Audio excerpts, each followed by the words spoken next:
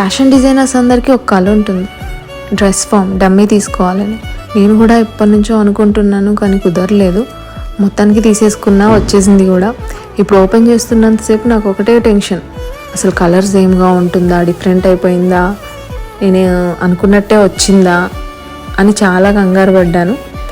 మొత్తానికి ఓపెన్ చేశాను. ఓపెన్ చేసి చూస్తే అది నేను ఎక్స్పెక్ట్ చేసిన దానికన్నా చాలా బ్యూటిఫుల్గా ఉంది. నాకు చాలా నచ్చింది. ఇప్పుడు నాకున్న టాస్క్ ఏంటంటే దీన్ని ఎక్కడ ప్లేస్ చేయాలి.